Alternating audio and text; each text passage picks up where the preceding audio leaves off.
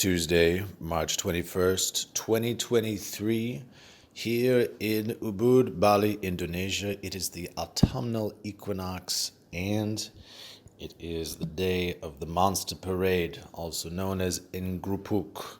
The monsters are known as Ogo Ogo. Yeah, Ogo Ogo. And they will be released from their community centers from around the island, around the various villages around 3 or 4 p.m. And This afternoon. this yes. afternoon, I understand at various village crossroads across the island, there's a little ceremony, but the actual release of the monsters will come later. Yeah, they're monsters and they're demons, and they're also characters from holy scripts of some sort, yes. But Shamar, you uncovered an interesting historical factoid about how this isn't a very old tradition. And when did this tradition start with the big papier-mâché monsters? Yeah, I was reading that actually this came about, I believe it was in the 70s, late 70s, early 80s. So before then, on Nyepi Day, they would basically do a purification ritual at noon. And it wasn't as big and wild as this. Was it the day before? Yeah. Okay, I might be a little wrong there. But anyways, they would purify the upper world, the middle world, and the lower world with 3 different priests.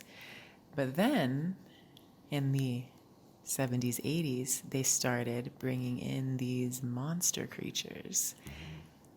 Do you want to tell a little bit more? From what I read of the article, and it was written by 2 French dudes, I think they were anthropologists. So I don't know if they originally wrote it in French and it was translated into English, or if they just spoke in broken English, but it was very esoteric and convoluted. But from what I could sift through their verbiage, they said that Nyepi, the Day of Silence, wasn't as big a deal until recently. And they could go outside and talk with friends, but it was supposed to be like a relaxing kind of holiday. Yeah, it was more of a day of quiet, not silence. Yeah. But then because of mass education, there became more, according to them, more intellectuals and professor academic types who took to writing in newspapers and having strong opinions about things. And that also coincided with an influx of people from Java, which is Muslim, into southern Bali, and also a steadily growing influx of tourists from the west. And so kind of between the pot-smoking Westerners and the Muslim Javanese, the Balinese, starting in the 70s, fueled by their new intellectual class, started to get a little bit defensive about their own beliefs and wanting to distinguish themselves from these 2 other groups. So they started to harden their beliefs around Nyepi, and instead of it being a day of quiet, they made it an official day of silence that was enforced by the law. And as that became more strict and More serious. they started doing these monsters as well. Maybe that was a way for people to blow off steam. I think so. I don't know, but they also said that corresponded with the intellectual class saying that we need more tourism. Exotic We need to appear more exotic too. So let's make these giant monsters to give tourists something to write home about. Exactly. Yeah. So the big monster parade has only been around really since the 70s and 80s. Yeah. That's when it really started taking off. Ngrupuk. Yeah, so we're about to head out to go see this in just maybe 2 or 3 hours. Our hotel is right across the street from the soccer field where everybody's going to congregate. And I believe they'll be walking over by the monkey forest and all around town. I'm not sure exactly. We'll go find out. But yeah, so very interesting, exciting day ahead. Yeah. So tomorrow will be Nyepi, and that'll be interesting, I guess, since now it's strictly enforced. For Bali, something being strictly enforced doesn't really seem that strict. Well, because if you're in the hotel, they're too chill to be that dogmatic about it. But if you're in your hotel or your resort compound or whatever, it's like behind the gates, behind the closed doors, people are still swimming in the swimming pool, maybe having breakfast, probably talking a little bit. So the tourists aren't totally adhering to this. But we'd like to as much as we can, though. But as part of the cultural hardening around Nyepi, the intellectual class supposedly found justification in old Javanese Hindu texts that you're not supposed to have any fire, so no candles during Nyepi, and also they extrapolated from that no electricity. So you're not supposed to cook food or turn on lights or anything. I mean, we can if we want to, but I thought, let's go all the way. Let's embrace all the restrictions for one. It's only one day, and plus, you know what? I like to get off the internet. Yeah. For one day, and if you go all the way, you'll remember it more in the future. So, but the only thing, if there's no electricity, there's no air conditioning. So Are we gonna go all the way? And what about heating for the shower? So I mean, I might be laying around in my room in the dark, in the heat, with no shower, and we're just gonna sweating. stock up on some food and put it in our little tiny fridge. And then we're like, wait a minute, but what if the refrigerator doesn't work? Gotta undo the fridge, and some people don't even eat anything. Yeah. We could end up doing So that. I could be starving and sweating and filthy in the dark without talking. But you can read a book. Yeah, So- I'll be reading my book. Yeah.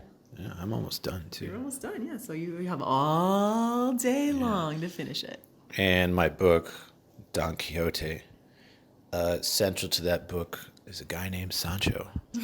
And I went to get a Kris, a mystical sword from a traditional blacksmith a few days ago. And I don't know, have I officially named my sword Sancho? I think so. You think I think he that's should the name. remain Sancho? Yeah. I read somewhere that traditionally a lot of people will try to sleep with their Kris or sword under their pillow to try to bond with it and communicate with it. And if you have bad dreams, you're supposed to give the dagger to someone else. And if you have good dreams, it's the Kris for you. So I thought maybe through my dreams I could see if a name presents itself, or even if I could just get a hard yes or no for Sancho. Right. I would know if that's appropriate. I don't want to piss off the Kris. But, Well, it kind of looks like a Sancho because. Well, Well, hold on. How this Hold whole thing on. happened. Yeah. Yeah, I don't want to belittle the No. guy. He's been because sleeping with it under my pillow, it's been fueling dreams, even if you're a total skeptic. It just having the thing under my pillow is like subconsciously reminding me to dream extra deep. And What is for it, me, placebo effect? yeah, and for me that's something because I always dream, and it's always lucid dreaming. And I dream really deep anyway, but now with this thing, it's extra deep. And the first dream, the theme was more just general adventure. The second dream, a little frightening. And the third dream, lots of kind of supernatural religious imagery, lots of plants and nature, oasis, sacred groves of trees and stuff, Yeah. But I mean, we've been doing, participating in purification rituals, going to temples left and right, and now I've got this Kris thing under my pillow that's in the back of my mind, at least subconsciously. So, pretty interesting. We asked the same tour guide who took us to a few places earlier, and to get our visa renewed. That's how we first met him. I told him I want to get a Kris. And it's like the kind of the only souvenir that I was interested in getting. And I know we looked around online, and there's some really talented blacksmiths out there who sell their. They can make a Kris, a sacred Kris for you for what is it like $1,000? Probably 1,000. These are really beautiful ones, works of art, and I think you can even request to have an image carved onto it, like a dragon. A lot of them are totally engraved throughout the blade, engraved. and not just the blade, but the handle with jewels if you want, and precious metals. We didn't go to one like that. No. We went to some guy that our tourist guide knew in his village. This guy's in his village, so they knew each other. He took us to his village. And there was the guy sitting there next to a little brick oven furnace with his hammer and what looked like kind of like an anvil, and he was just pounding metal. Yeah, and he had this almost looked like a cauldron or like this big old stone bowl, and inside of it was water. So he would put the iron or metal or something into the fire. Then he would put it in the water, and it would sizzle, and he would cool it off. And then when it had cooled enough, he'd put it on this big rock plate, and then he would take his big hammer and tool and start pounding at it. And at one point, his wife came over, and they were pounding at it from different sides, like totally in sync in this rhythm. It was like boom, boom, boom, boom.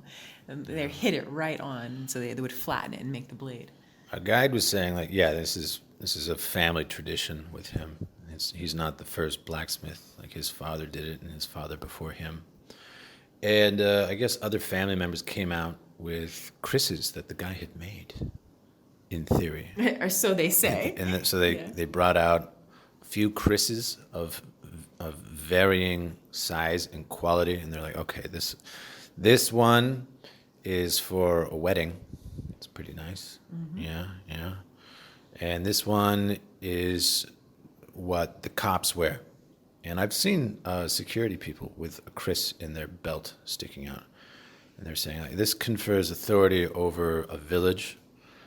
And then there's this one, which is the sacred Kris, which had looked like a wicker bundle of folded dried banana leaves tied around dried corn stalks or something. Yeah. It's banana leaves. So that one was the sacred Kris that is a talisman for your home and for your own well-being.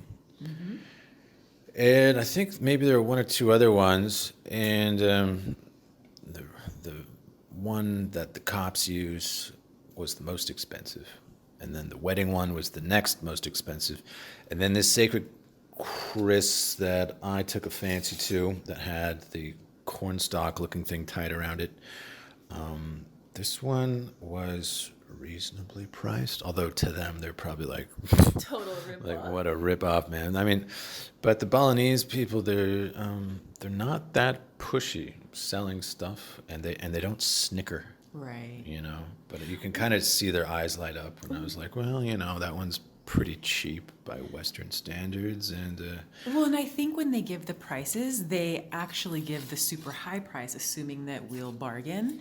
But I would just feel so awkward bargaining, and our tour guide went out of his way to bring us there. So I wasn't in any mood to do that. Neither was Keith. So we just went for the price they gave we us. went for the inflated price because it wasn't that much, and I'm like, dude, come on, just let's spread the wealth. I mean, Yeah, and earlier we're that- paying for the story. We're paying for the story. And earlier that day we were talking to our guide, and we brought up Corona, and he didn't even really want to talk about it. It was such hard time. So we're thinking, of course, just give them the full price. Like, people have been struggling really. It's been really, really hard here for a lot of people. So of course, just spread the wealth. I thought he would have a story about, or would tell about what people did during coronavirus for 2 years, and maybe and give me a glimpse into what Bali's like without tourism. That sounded interesting, but he was just like, "Oh, that was so bad." Don't even want to talk He's about like, it. people did some extra agricultural work, and he kind of left it at that Yeah. and just changed the subject. He was like, "Oh man, Yeah. awful." He was like saying that it was the worst time in his life, basically. Great Depression style. So we paid for this inflated, extra expensive for them, but pretty cheap for us dagger thingy. And Let's describe it. let's describe it. Let's see. Pick it up. Yeah, yeah. Okay, yeah. so it's inside of a wooden sheath, and the wooden sheath has the sacred husks tied around it with a plastic tie. tie It's of like a zip sorts, tie which is around kind it. of funny. But they said it can remove it later. remove it, yeah. But, yeah. And it looks very homemade, this wooden sheath, yeah. Yeah. It's like a medium color wood. Shaped like a T-bone. Yeah. And it's probably about the size of A forearm. a forearm. An Yeah. adult human forearm. And the handle's made of the same wood, and it's got this crappy little fake gold Jeweled jeweled circle ring. circle ring thing that connects the handle to the blade. And it's missing a few pieces. It's missing a few jewels. A few jewels, and I was like, what is that? Thinking like, no, that looks crappy. What is that? Is that glass? And say, oh, it's plastic. Haha. Like, no, that's just how they do Chris's, you know. Sometimes it's plastic. If you want to pay more, you can get rubies and such. Yeah, well, this definitely isn't like the work of art, top of the line, Chris. But it's like the homey little one made at someone's house. It is very homey looking. Yeah. And the blade looks fairly ornate, but it's covered with like a rust. And it's got, indentations. And I asked them, like, how do I get the rust off? I mean, it's not horrible. Like, it's the color of rust, but it's not like if you touch it, you're going to get crap all over your fingers. But it looks almost like it's just been sitting out in somebody's shed for a few years and they kind of forgot about it. But who knows? I mean, it looks pretty old. My nice, homey, crappy Very Kris. homey. Yeah, good old Sancho. Good old Sancho. But I think Sancho is the perfect name for this because it's just, like... So I asked them, how do I get the rust off? And they're like, oh, what you should do is use coconut water, and you can get the rust off. You can clean it, make it shiny, but you're gonna lose some of the indentations if you do that. So I probably won't. Probably just leave Probably it. won't. It is pretty sharp. There are some like ornate little, what do you call it, like curls Yeah. around the base of the blade, and yeah. Yeah, they definitely shaped the blade with at the end of it. There's some artistry in the way that they cut out the metal or iron or whatever this is. I'm not sure. Yeah. So I didn't get the full set of plastic jewels. No. There was like 3 missing, and they knew it. But And they weren't trying to hide it or anything. No. They're just, that's the decoration that they do. That's something I should point out. Like in Korea, it was kind of the same thing. Like in the West, we think plastic looks kind of tacky, and in other parts of the world, they're like, it's not as much as like a precious jewel, but it's still kind of cool. Get the effect. You get the effect and all that, Whereas in the West, we're all about like, it's got to be natural. Yes. It's got to look like something from 500 years ago. And they're like, well, a plastic jewel is still shiny and kind of cool looking, so whatever. But, Well, well, our tour guide, he did give us the option. He's like, okay, so you can get one of these Chris's. Is that how we say it? Chris's here. Or I can take you to an art market where there are many for you to choose from. And Keith and I both looked at each other and we were just like, you know what, get it here. Because it's more meaningful. Like the guy was sitting there, he was making it, we were talking to the family. So in the end, Keith chose to get Sancho. yeah, when I have more money in the future, I'll get a shinier, better Kris. But, if I keep sleeping with this thing and it keeps fueling my dream world with amazing imagery, then it'll be money well spent. Yeah. But I was not in a mood to go to an art market. I was No, just we've been like, haggled dude, and bothered I'm enough. so tired of people waving trinkets in my face. It's not going to happen. Even though they're not that aggressive with it, just the stress of saying no, no, no, and people kind of not taking no for an answer until you repeat yourself enough. Well, and there's always another person and another person and another person. So. Yeah. So after that, he took us to his family's home, which was cool. Yeah, I think it was maybe his aunt was out in the front of the house, and she had That was his niece. oh, was it his niece? Okay, it was his niece. She looked older than a niece. Okay, I Anyways, think she was a cousin, she actually. might have been. Oh, who knows? I think he got the English name mixed up. That's where I Yeah. got confused. He kept Anyways, saying nephew instead of niece. yeah, she was out front, and she had like a basket full of all of these offerings that she was putting out all around the house, and the incense was burning, and she was very friendly, welcomed us in. So we went to his house. We wandered inside, and the grandma was sitting out there with the little kid and the baby, and everybody was playing. The roosters were running around, the dogs were walking around. It was very, very, very chill. Yeah. And then we basically kind of just like hung out and sat around. It was definitely island time. Keith and I are kind of looking at each other like, okay, like on to the next thing, but nope, this is island time. So we just had to chill out and just sit down and chill out. He was just kind of spacing And out, people were standing up. spacing out, Yeah, chilling. Yeah. So I wanted to see the pig in the back, but I didn't really want to climb over everything. No. Yeah, go through all their stuff. And they had chickens, chickens. little gardens, and I was like, do the snakes ever come in and mess with the chickens? He's like, oh no, we do rituals to keep snakes out of our homes. To keep it And safe. so they don't ever come into homes. I'm like, okay, cool. I saw an Indonesia Democratic Party of Struggle sticker on one of their windows in their home. I'm not sure what that's about. I don't know if that's the equivalent of a yard sign or what, but you can't see it from the road. But it was on one of their windows, and yeah, that's like their main center-left party. Yeah. So Okay, I didn't see that. You didn't see that? Yeah. No, that's cool. I was like looking for signs of community involvement, Yeah, that kind totally. of thing. Politics, good stuff.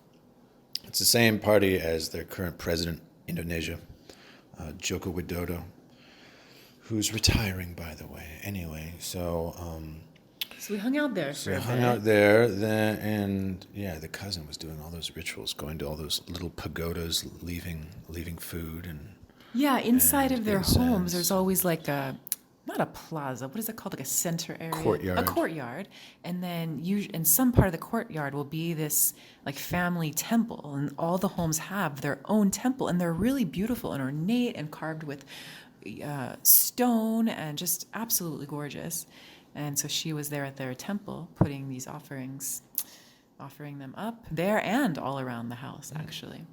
So, anyways, okay. So then, But then they showed us his monster. Oh, Was yeah. that right before then? I think somewhere around there. We All left the kids home. were playing Yeah. in their like community covered area, and there was a big monster. I thought that the king pig that he showed me earlier might have been his monster, but he was just showing us a monster, But this one on an earlier tour. But this one actually was his monster from his village. And it wasn't really a monster. It was like an angry-looking dude with a beard. I think it was more like a god. Yeah. yeah. It was the king of monsters, is what he said. Yeah, and the kids were chilling. They had the radio on. The music was blasting. Like it was a very festive atmosphere. Very festive, yeah. So after that, showed us the monster, then took us to his home. Then after the home, he took us to not his family home, but his personal home, which he told us he wants to turn into a guest house. That's his dream. He said it was his dream. Of course, whenever I hear somebody's dream, my eyes light up. I was like, cool. I wanted to know I want to know what everyone's dream was. And I asked him, because I'm curious, like how ambitious are the people of the island? I was like, so have you ever left Bali? No. You ever go? You didn't go to other parts of Indonesia? He's like, no. No other countries? No. Like, and he was like, oh, but I've been to North Bali and East Bali, which maybe he was kind of implying that people don't really leave their villages that much. And I was like, so do people really leave their hometowns that much? He's like, no, people just kind of stay with their village with their extended families. And Yeah, the social fabric is so like deeply embedded here. I mean, We went, it's like his dad's house was just a few streets down from his house, and his grandma was there, and his niece, and his cousins. Everybody lives in the same village, and they don't really move away. So, Yeah. yeah, it's just completely different experience. And then they have all the rituals that they're doing throughout the year, and daily even. I haven't seen any kids misbehave the entire time I've been here. Well, I'm sure they do, but they do seem like very good I don't know, natured. man. When we were in Korea, and really, and even right off the plane when we got to Japan, I was seeing little kids like smirking and pinching each other and stuff, and like causing other kids to cry and annoying their parents. But I just haven't seen any of that here. Well, they seem to have more freedom. Like they're just they're not in school like in Korea till 9 o'clock at night. So they're actually playing. They're not all on their smartphones. They actually are playing. And like the other night we were in the soccer field and the kids are just like 3 or 4 kids were piling onto a scooter and they're going through the soccer field just playing. There's no adults supervising them or watching them, There's this sense that like they get to be more kids. Yeah, and I interact with them and talk to them a little bit, and I don't know. They weren't like trying to tease me. Oh, and when they say hi, like they're just so like not shy at all. Yeah. And and very friendly. Yeah. I get the feeling like they're not used to strict rules, causing them to think about rebelling against the strict rules. It could be that. Like what supervision they have is an informal supervision from being around multi-generations at the same time. And also I wonder, because I read this, I don't know if I shared this in the podcast yet, but I was reading that when a baby is born, for the first 45 days or so, the baby's considered a god, and the baby's not supposed to touch the ground. So you're basically supposed to be holding this baby for the first 45 days. So I wonder what that does to a human, to like constantly be held when you're that young. Who knows? But I wonder if that at all, like if you imagine every baby here is just being held and considered a holy being when they come to this planet. Very affectionate with the kids here. Some of the tourists are other people who stayed at this hotel complex we're staying at. They had a baby, and of course the waitresses snatched that baby up. Yeah. For a long period of time, they were just like snuggling this baby, holding him around, walking around with him. Mm-hmm. It's cutie patootie. Yeah, they love their kids. Although Bali has a low birth rate. It's got a lower birth rate than the rest of Indonesia. In Indonesia itself, their birth rate has been declining for a while, even though they're a really big country. They've got, I think it's about a little less than 300 million people. So it's the biggest Muslim country in the world. Wow. And half the population lives on Java, which is one island over, which is about the size of Florida. So imagine about not half, like 40% of the population of the U.S. Being in Florida? all crammed into Florida. Oh, wow. Like that's what Java is. Wow. Yeah. So interesting place, huh? Mm-hmm. Yeah. So and Bali, to put it in perspective, it's about think of Long Island in New York and multiplying its land area by about 50%. That's Bali. And imagine the population but it's got about 50% of the population of Long Island. Oh. So it's bigger. More land and less people. And less people. So, yeah. Yeah, it feels very spacious here. When you get off the main roads with all the scooters, I mean, there are like rice fields everywhere. And his guest house or the place he lives was in the most beautiful place right in the middle of all these rice fields. So gorgeous.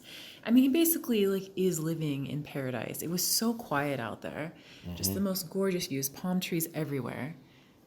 Yeah. And I tried to ask him about the eels because you hear about like traditionally the Asian swamp eels will swim around in the rice paddies and then they'll burrow into the mud when it's not flooded and people will fish for the eels. And he's like, "What's an eel?" And I was like, "It's like a fish, snake, water thing." He's like, "Haha, no." And then I looked up the Indonesian word belut and I was like, "What about belut?" And he's like, "Oh yeah. People go fishing for balut all the time. Last time, me and my brother, we went out there and we caught all this balut and we were just eating it all day. Yeah, so they keep these are, do they breed them or does it? No, they're just natural. They're just natural, okay. Yeah, In the rice Asian fields. swamp eels. That is so cool. And I I love love eel. eel, so delicious.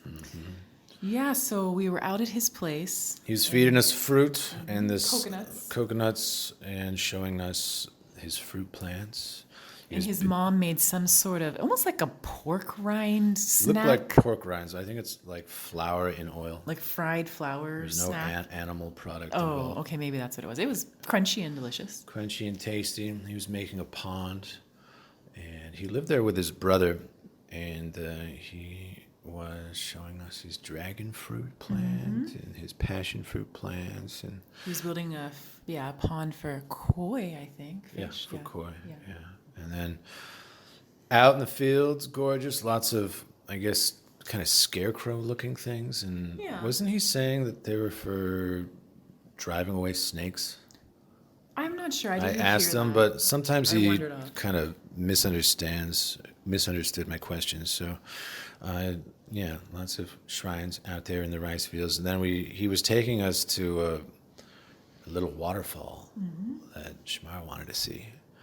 And so she got her pics down in this little gully. I got my first Bali waterfall And, video and pics. Yeah, and of course. And she was thinking about going in. I was like, dude, that's agricultural runoff. Don't do that. Yeah, so I didn't get the whole head dunk because then I was a little bit, concerned. But it was a nice jungly ravine and very cool. So then we're like, okay, take us to a real waterfall. And so he took us to a big one. A big waterfall. Big Very one. famous one. Lots of people. We were swimming around in there. I got burnt. You got like a little lobster, yeah. Yeah, as one does. As one does. Yeah, so when you come into this big waterfall, you're coming up on the hill and you go down all these stairs to get to it. And on the way, there's this big day club. So you got like the beats booming over here on the left, but then in the distance, you got this big, beautiful waterfall. And there were people, from all over the world, chilling, swimming, taking tons of pictures. Yeah. Yeah. Lots of Russians again, although they were they have never been a majority of any of the clusters of tourists that we've been to. Although I did see something the other day that Indonesia is strongly considering banning any further visas from Ukrainians and Russians. They're like, there's a war going on, and what are you doing here? We don't really like this. So they're clamping down on tourists. I don't know if that's because they're under pressure from the Russian government, and then to appear even-handed, they're like, oh yeah, Ukrainians too. But cracking down on that, and I guess there was a case with some Australian tourists who they filed an official complaint against a neighbor because they had a rooster that was like waking them up when the sun came up. I'm like, how stupid? Who would come to Bali and complain about roosters? What do you expect? So of course that story went viral, and the governor had to weigh in. He's like, yeah, everyone else should just buy more roosters. To hell with these people. We don't want. You don't like roosters? Don't come to Bali. And didn't they deport them or something? I think they said if they filed one more official complaint, wasting everyone's time, they were going to deport them. So, yeah, and they're also considering banning tourists from using scooters.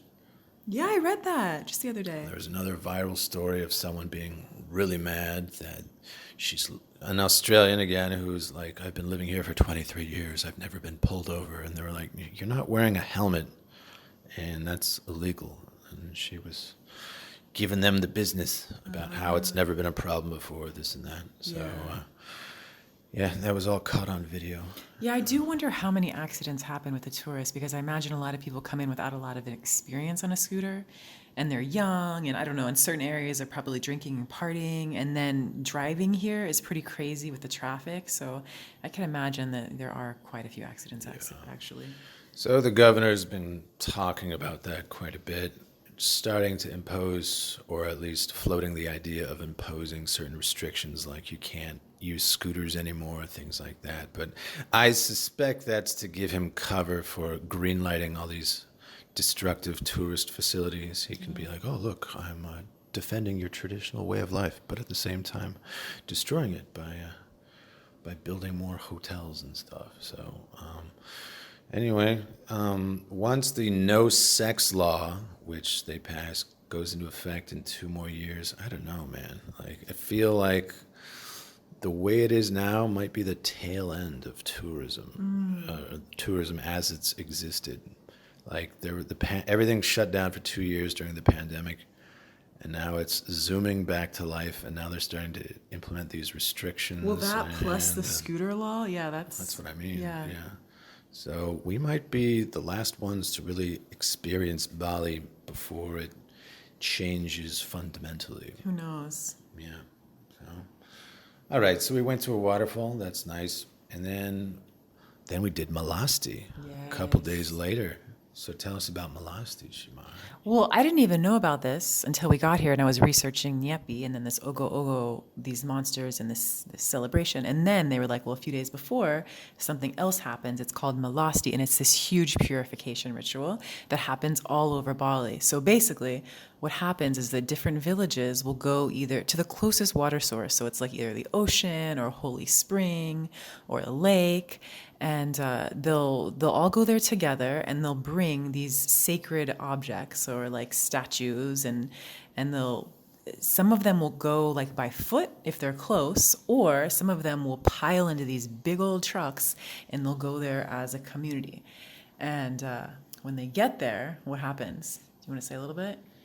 Well, let's just say that when they pile into these trucks, a lot of the times they're playing music. Oh, yeah. So we saw these trucks like coming in. They look like micro dump trucks because they have Yeah. tall walls. And you can around just see the bed in heads back. of the people poking out over the top of the They're all walls. standing up in the backs of these trucks. And then in the front of the truck, like in the back pickup truck area, there's usually like 4, 5, 6 different musicians playing the drums. So these trucks are coming in mass, going towards the ocean or the lake, or what have you, and they're playing these drums.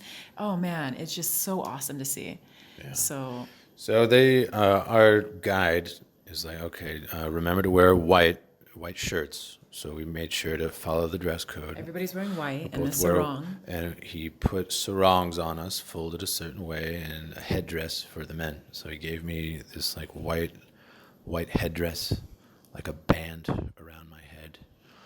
And all the men, it seemed like, were wearing sunglasses, Yeah. including me, because it was bright. So we went to the ocean for the first time that we've been here in Bali, and there's all these people wearing white shirts, men with headdresses and sunglasses, the women also wearing white, but no headdresses, visible sashes, and they're all sitting down.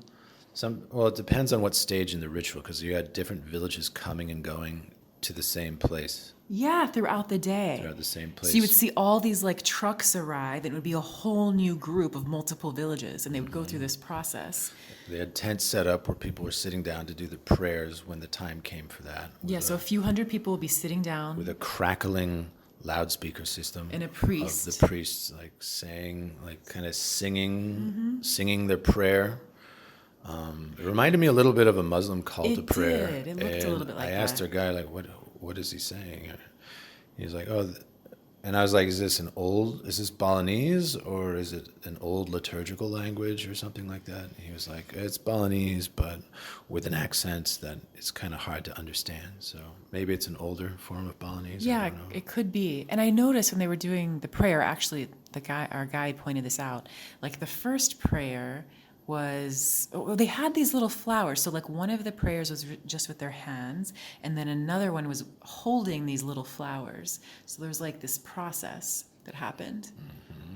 After they did the prayers, they had a priest that went by with holy water. Mm-hmm. They would like whisk it over the crowd. with like a wooden spoon, kind of fling water on all the people. They would raise up their hands trying to get some. Mm-hmm. And then they would take their big statue, their shrine, down to the water. And also, they're carrying all of these huge umbrellas, like red and yellow ones. It was really beautiful. The traditional Balinese-looking umbrellas. And they would walk in formation in these big lines, multiple people across, down to the water. And with the barong, that Yeah. lion monster thing. Like one of these barongs that you see in the dances. Yeah, it looks like Yeah, a big. he said there was two, like a male and a female. Yeah, there were maybe? different colored ones that stood for different things. But so they would take these all down to the ocean because we were at Masati Beach, I believe was the name. Yeah. So we were at the ocean, and they would take them all down to the water, and then I guess this was like a purification process, bringing it to the water to clean. And they would also splash water on their face and probably offer some prayers. They didn't get the barong or the shrine wet. So the No. people carrying all those would just walk into the water up to their ankles. And they're all wearing flip-flops. Mm-hmm. But the people would put water on themselves, not completely submerged, but like splashing it on their face or their Yep, then they'd turn around and go back and eventually pile up into their trucks. or walk back in a procession all the way back to their village. Yep. Yeah. Pretty cool. And there's lots of plastic trash Yes, all there over the was. place. And those little offerings that you see all over the island with like wicker plates with flowers and incense and sometimes little bits of rice and set on banana leaves. Those were scattered around everywhere and along the beach too. It had like lots of kind of discarded offerings and some trash lined along the beach. Yeah. Not a pristine beach, but nice enough. It was still a really beautiful day. The clouds were so puffy, the sky was blue. And lots of people selling ice cream. Yeah, ice cream and sunglasses. They were selling sunglasses. Yeah. I think one of my favorite parts of the day actually was after we had seen this purification ritual where they'd gone down to the water and come back up, then we were hanging out waiting for the whole next crew of villagers to come in.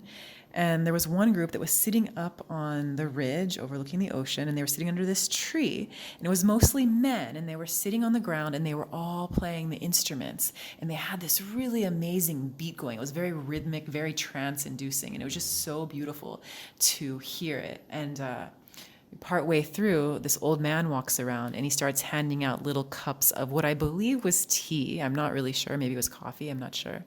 And everybody was just chilling, playing the instruments, as their friends and such. And I just love that part of it. Yeah, very trance-inducing. Very trance-inducing. Gamelan, is that I how think you it was pronounce gamelan, but there was different types of instruments. Gamelan is the general term. Oh, is it? Yeah. Okay, that's the group name. But they had, the whole xylophone thing and There was a gong. flutes, gongs, that kind of thing. Yeah, very cool.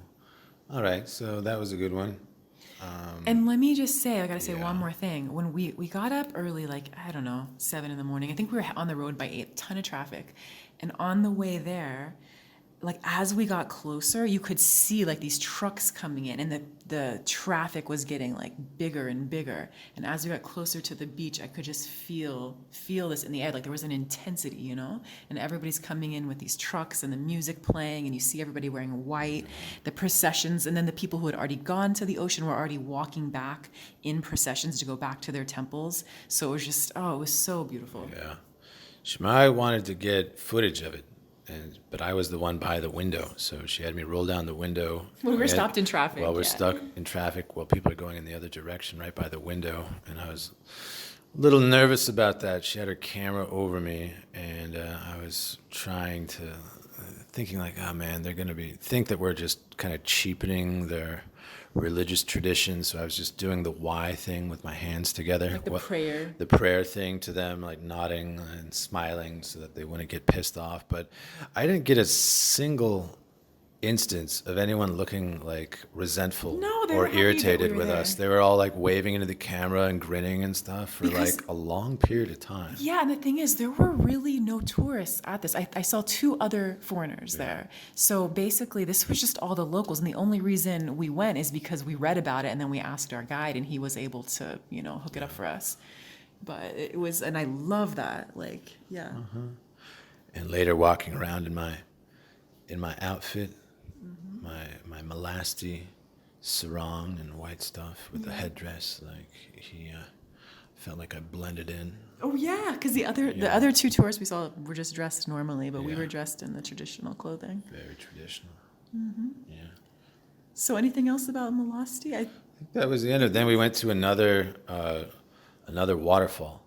So we got out of our Melasti uniforms and went to this ravine waterfall place. Cascading waterfall. Cascading water. This wasn't like a big waterfall where you can get under it or there's a big swimming hole around it. There's like a stream at the base of all these rocks piled up with the waterfall going down, rolling Like a over ravine, all yeah. these different rock platforms and slippery boulders, and it looked gorgeous. You can't really frolic in it.